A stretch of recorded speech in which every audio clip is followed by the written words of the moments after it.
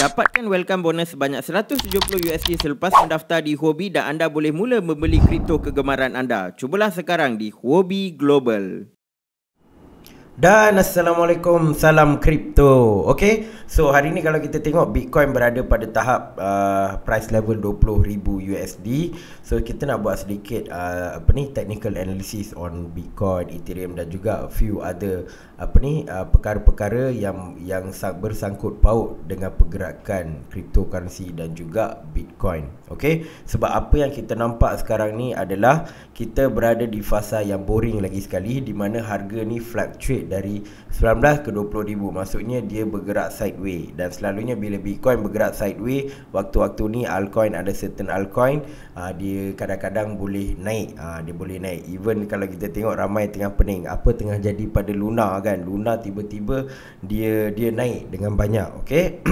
So ada macam-macam cerita lah, tapi Luna tu kita letak tepi. Kita nak bincang on the Bitcoin punya pergerakan untuk short term ni. Okay, so kita terus pergi kepada chart. Okay, so kalau kita tengok tuan-tuan dan puan, sejak last dia buat kenaikan ni pada bila 24 Oktober, sekitar bulan September macam ni lah, sekitar bulan September macam ni, memang Bitcoin menunjukkan paras pergerakan yang kita panggil downtrend. Dia memang bergerak secara downtrend, dan kalau saya letak channel ni, ni kita letak parallel channel ni, dia menunjukkan pergerakan ke bawah. Dan kalau tuan-tuan dan puan tengok dekat sini, dia ada ni, kalau every time dia reach dekat halfway dulu, dia menunjukkan rejection. Dia reject, sampailah satu waktu dia boleh naik lagi, dia pergi sampai 47,000 dan dia kena reject. So memang kalau kita tengok sejak tahun lepas bulan September, Bitcoin bergerak dalam parallel channel ni. Dan yang menariknya tuan-tuan dan puan, kenapa saya tunjukkan parallel channel ni, sebab kita berada di bottom of the parallel channel sebenarnya. Okay. So kalau tengok ni pada berapa hari bulan, 10 Jun ada keluar laporan inflasi kan, dan sejak tu Bitcoin memang drop lah, sebab waktu laporan inflasi Mei ni memang sangat-sangat kritikal, sebab ia menunjukkan inflasi tak stop, inflasi dia naik balik. Okay, so that's why market panic dan jatuh. Dan yang ni disusuli pula dengan isu Celsius, hampir ada isu lah hampir nak bankrupt dan sebagainya, dan Celsius terpaksa menjual kripto mereka seperti Bitcoin dan juga Ethereum. Okay, so lepas dah crash dari 31k ni, 29k, lepas tu dia dia jatuh lagi kan, dia jatuh lagi. Sekarang ni dia ranging dalam 20k lah, 21k. Paling bawah hari tu dia drop 17k. Ini menunjukkan kawasan ini adalah kawasan support level yang kuat. Dan menariknya, kalau Bitcoin bergerak downtrend ikut yang ni, adakah dia boleh pergi bawah lagi? Sebab so far yes, dia drop dengan mendadak, tetapi dia berada dalam lingkungan channel ni. So saya nak tengok adakah dia akan drop lagi bawah, ataupun mungkin dia akan buat rebound sedikit. Maybe dia naik, contohlah kalau ni dia punya resistance which is around 26,000, dia boleh naik sampai 26,000, dan lepas tu mungkin kalau kena reject lagi, dia boleh turun lagi, tuan-tuan puan-puan. Okay, so itu yang kita nak tengok on Bitcoin punya pergerakan lah. Okay, so sekarang ni memang dia dekat channel ni, dan dia memang betul-betul tengah test dia punya support level. Okay, even kalau kita tengok on a 1 hour chart pun tidak begitu memberangsangkan. Sebab apa? Sebab kawasan ni adalah kawasan di mana sell off banyak berlaku. Banyak sell off berlaku. Maksudnya lepas dia pergi 21,000 ni, immediately kena reject. Maksudnya bears are in control. Penjual yang sedang control the market, mereka akan letak satu tahap di mana okay, kalau dia reach 21,000 ni atau 21,700 terus jual. Okay, so ini menunjukkan 21,000 ni adalah, kalau kita tengok sebelum ni pun memang 21,700 adalah resistance level. So every time dia reach sana, kita boleh jual jugalah. Kalau ada yang nak buat scalping dan sebagainya, kita kena tengok resistance dia dekat mana. So kalau 21,700, then that time jual. Okay, unless dia dah break 21,700 dengan satu candlestick yang solid, then kita boleh maybe kita boleh invest dan tengok dekat mana the next resistance level. Okay, so senang, masuk dekat support level, jual dekat resistance level. Itulah bermaksud buying low and selling high. Okay, selalu orang dia buat terbalik, dia beli waktu dekat resistance level sebab dia ingat ni nak break, tengok-tengok dia jatuh dan terciduk. Okay, so even kalau saya based on indicator yang saya ada pun, banyak yang dia kata this time boleh beli. Tapi this is on 1 hour chart. Kalau 1 hour chart ni kadang-kadang saya akan zoom lagi kecil, 15 minit baru nak tahulah whether it's a good time to buy or sell. Ataupun saya akan tengok on a daily chart. On a daily chart, seolah-olah kawasan ini menunjukkan adalah waktu yang terbaik untuk belilah. Tapi saya akan tengok juga RSI ataupun stokastik ni, adakah dia akan pergi dekat bahagian ni. Kalau dia dah merah dekat sini, dan kena hati-hatilah. Tengok ni kawasan merah, maksudnya dia bagi tahu kemungkinan sell off bakal berlaku, dan sell off pun berlaku. Okay, so ini pun saya tengah tunggu indikator ni, adakah dia akan pergi ke merah. Kalau dia pergi ke merah dengan keadaan yang ni tak naik sangat, then saya akan berhati-hati, mungkin akan berlaku sell off secara besaran. Okay, so next kita nak tengok dekat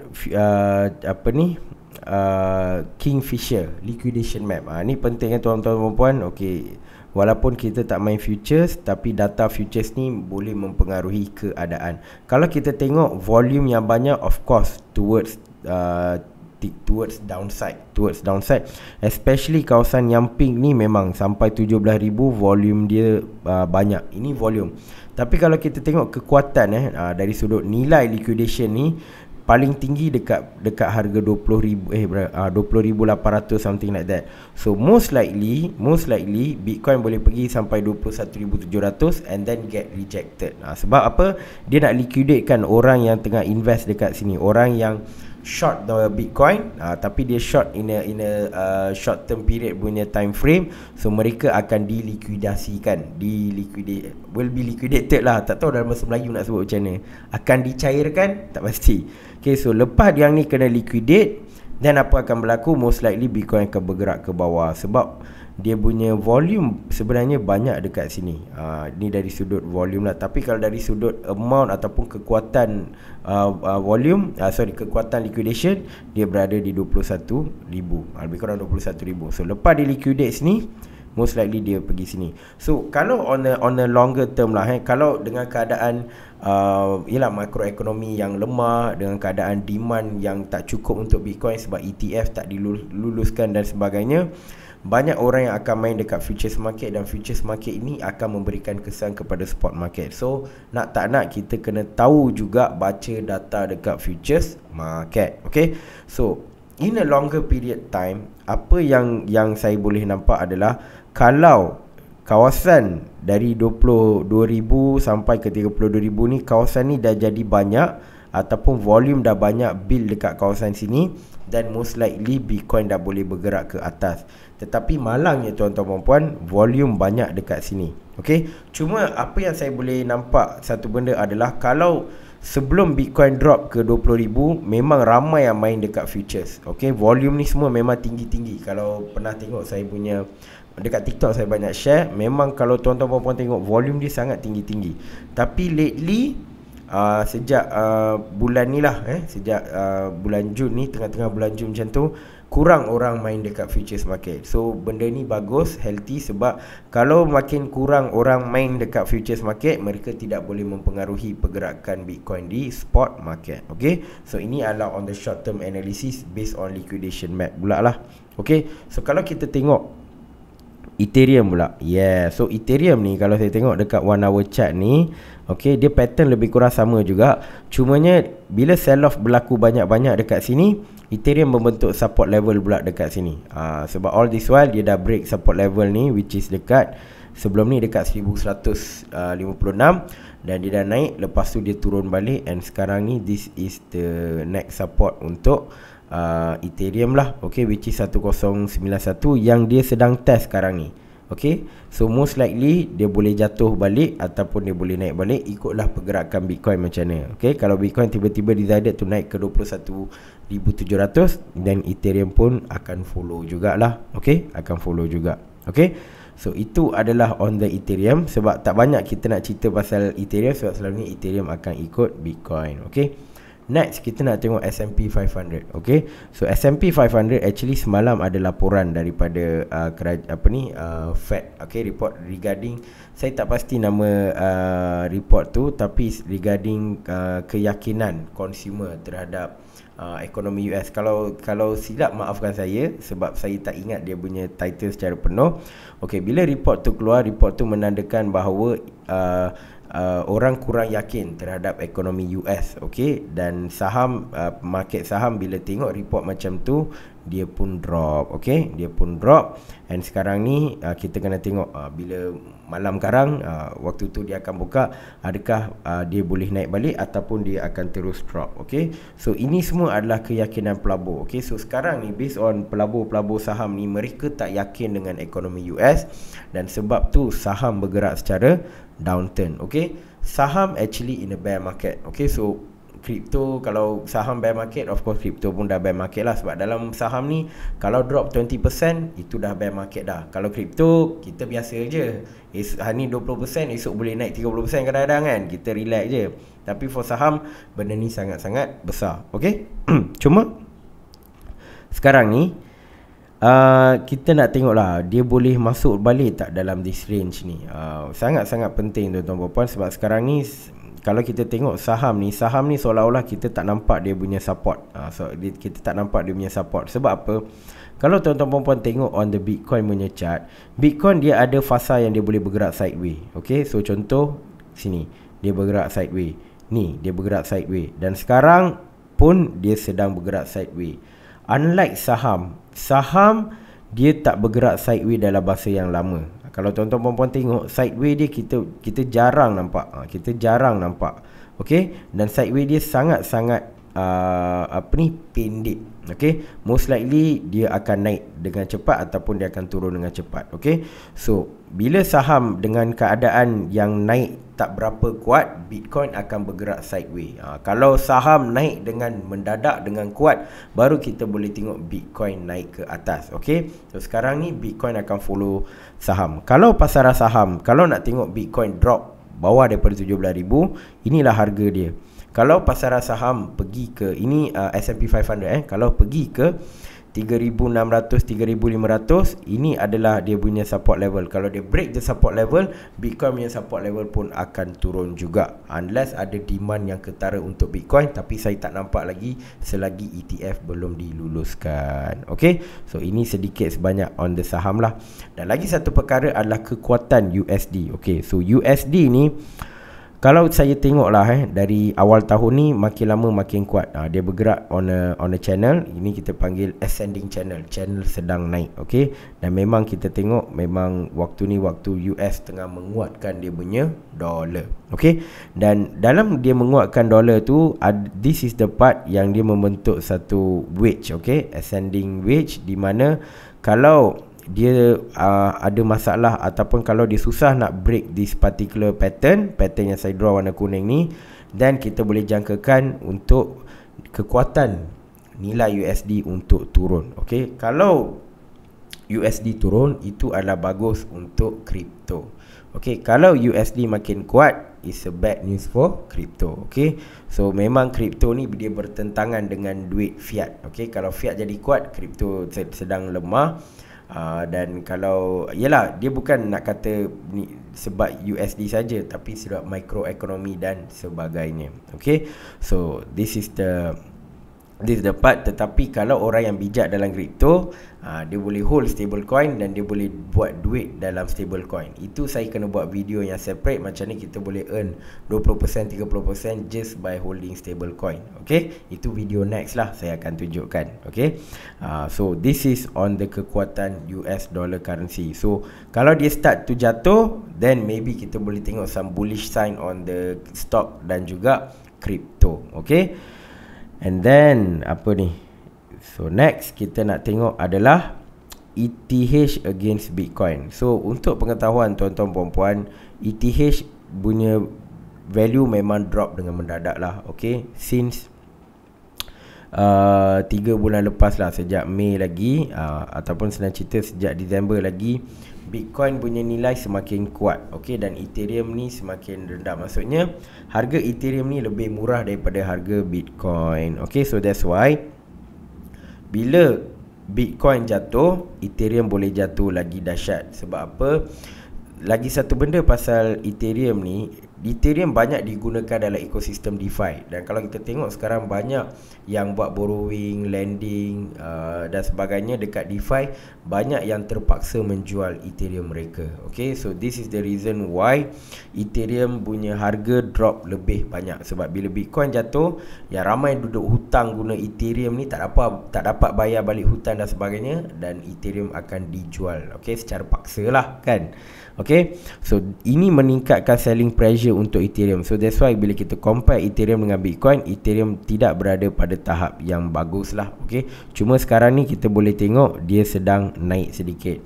So the optimum time for Ethereum adalah hopefully dia naik ke kawasan ni lah, kawasan 20 kawasan apa ni 0.07. Kalau dia naik balik, masuk balik kawasan sini, then it's a good sign for Ethereum. It's a time untuk satu orang dia convert, sekejap dia hold BTC, sekejap dia hold Ethereum. Okay, dia akan swap lah Ethereum to BTC, BTC to Ethereum. So kalau tengok sekarang ni, it's good to hold on the Bitcoin. Tapi kalau next, kalau tengok Ethereum nak naik, dia orang akan swap. So ada orang yang buat trading style yang macam tu lah. Okay, dan yang last kali saya nak tunjukkan kepada tuan-tuan dan puan adalah Bitcoin Dominance Chart. Okay, so apa yang saya dapat simpulkan based on the Bitcoin Dominance Chart ni, kalau dulu ini adalah zaman bear market, zaman bear market tahun 2017 macam itulah. Okay, bila bear market tu dah stop somewhere here February macam tu kan, akhir tahun 2017, Bitcoin mula menunjukkan dominasi yang sangat-sangat tinggi. Okay, di mana harga dia drop dan altcoin drop lebih banyak. Okay, Bitcoin drop, altcoin drop lebih banyak. Okay, sampailah dia reach dia punya all time high untuk dominance, which is around 70 to 72%.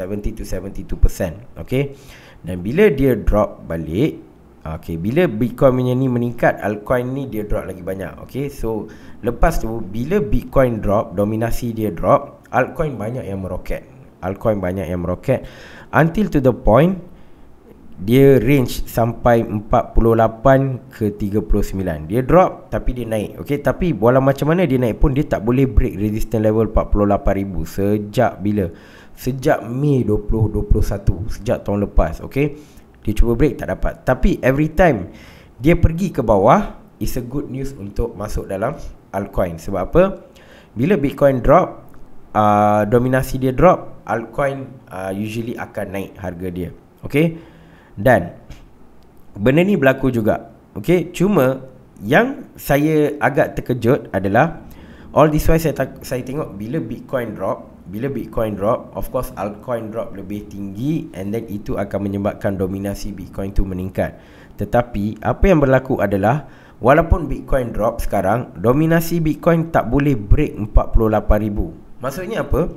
Maksudnya bila Bitcoin tengah drop, altcoin tak drop seteruk Bitcoin. Certain altcoin dia still boleh hold dia punya support level. Itu yang membezakan bear market sekarang ni dengan bear market 4 ataupun 3 tahun yang lepas. Okay, so dia maksudnya dominasi Bitcoin sekarang ni dah di-reduce ke 47%. Kalau dulu 74%, tapi sekarang ni 48%. Sebab banyak kali dia cuba break tuan-tuan puan, dan banyak kali jugalah dia tak dapat. Okay, so kalau dia going downtrend macam ni, seolah-olah it's a good time jugalah untuk beli altcoin. Tapi still risky, sebab ini bukan bermaksud bila Bitcoin drop altcoin naik. Tak, ni maksudnya Bitcoin drop, altcoin drop tak seteruk Bitcoin. Itu dia punya beza lah. Okay, but of course ini tengok majority altcoin ni, yang maksud saya adalah top altcoin. Altcoin lain ada yang dah terkubur dah. Altcoin yang micro cap yang tak boleh nak survive, banyak juga yang dah terkubur. Tapi kita cerita tentang L1 altcoin like Luna tak payah cerita lah, dah terkubur kan. Macam Polkadot, Matic, siapa lagi, Near, even Solana, Binance Smart Chain. So all these altcoin beza bull run yang bearish time yang lepas, tak banyak L1 altcoin yang kuat. Waktu tu Ethereum je, yang lain semua hampir terkubur dah. Waktu tu adalah EOS lah apa, semua dah terkubur. So tak ada satu dominant altcoin players except for Ethereum. Tahun ini ataupun musim ini, banyak L1 altcoin ni tak mati. Even macam Phantom, walaupun Andre Cronje dah tinggalkan Phantom, tapi dia still boleh survive. Avalanche dan sebagainya, yes dia drop, tapi diorang still boleh maintain diorang punya ekosistem, diorang still boleh maintain dia punya value dan sebagainya. So that's why saya nampak, although Bitcoin tengah drop, tapi dominasi Bitcoin tak jadi terlampau dominan. Kalau dulu semua drop, Bitcoin dominan sebab semua drop lagi teruk and banyak duit masuk ke Bitcoin. Sekarang ni walaupun drop, yelah ETF tak lulus, okay, so banyak duit tak masuk kat Bitcoin, tapi hedge fund ataupun VC ni, diorang banyak invest dalam projek-projek Web3, NFT, DeFi. So all these three type of thing banyak, sebab tiga ni lah banyak, Web3, DeFi, NFT. Semua ni tidak dibina di atas Bitcoin. Semua ini dibina di atas Ethereum dan juga lain-lain lah. Kalau ada yang tengok Ethereum ni gas fee mahal dan sebagainya, diorang boleh build atas Solana, ada yang build atas NEAR dan sebagainya. So value banyak masuk dekat L1 blockchain. Tetapi of course all this L1 blockchain ni tengah bersaing antara satu sama lain, walaupun market sekarang ni adalah bearish. Okay, so itulah apa yang kita boleh interpret daripada data Bitcoin dominance. Okay, so tuan-tuan puan, itu saja sedikit sharing on the pergerakan technical analysis Bitcoin dan juga Ethereum dan juga indikator-indikator lain lah. Dan sesiapa yang belum follow channel ni, make sure follow channel ni, like, comment, subscribe. And semalam saya ada buat video temu ramah, itu first time lah saya buat. Tak pernah bawa siapa-siapa dalam show sebab saya takut lagging ke dan sebagainya. Tapi semalam saya just bedal je, kita interview seorang UI UX designer. Tu dia punya kerja dia kerja full time bukan full time trader, dia kerja full time macam orang biasa kerja jadi designer dekat company, tapi dia kerja full time company crypto, and dia share pengalaman dia macam mana dia kerja dekat company crypto dan macam mana gaji dia dibayar, macam mana working hours dia dan sebagainya. Dan memang kalau kita compare dia punya suasana kerja kripto dengan kerja tradisional, memang sangat-sangat berbeza dan sangat-sangat orang kata menarik lah. Menarik. Okay, so kalau tuan-tuan perempuan yang mungkin tengok market tengah bearish, macam mana susah nak trade dan sebagainya, ataupun mungkin rasa macam nak cari pekerjaan baru, bukan totally shift to crypto, mungkin dia rasa nak try dapat side income. Sebab sekarang ni saya tengok ramai yang berpelajaran tinggi, bawa Grab, bawa Foodpanda dan sebagainya. Why not tuan-tuan perempuan try apply kerja, try cari rezeki dalam industri kripto, bukan hanya melalui trading, tapi share your knowledge ataupun skill. Mungkin tuan-tuan perempuan pandai design, mungkin tuan-tuan perempuan pandai jaga community online, mungkin tuan-tuan perempuan pandai marketing. Tak semestinya kena pandai coding. Dalam kripto dia open. Apa yang pekerjaan yang ada kita tengok dekat Web2 environment. Web2 environment ni kalau contoh kerja dekat startup lah, startup macam Facebook ke apa ke kan, startup ada juga dekat kripto. Yang tu tuan-tuan perempuan boleh tengok video saya yang semalam saya ada post, okay, interview tu. So insyaAllah boleh bagi sedikit input lah, input ataupun tuan-tuan perempuan dah boleh start explore. Okay, so itu saja sedikit sebanyak perkongsian regarding Bitcoin punya technical analysis, dan kita akan jumpa di dalam video akan datang. Assalamualaikum dan salam kripto.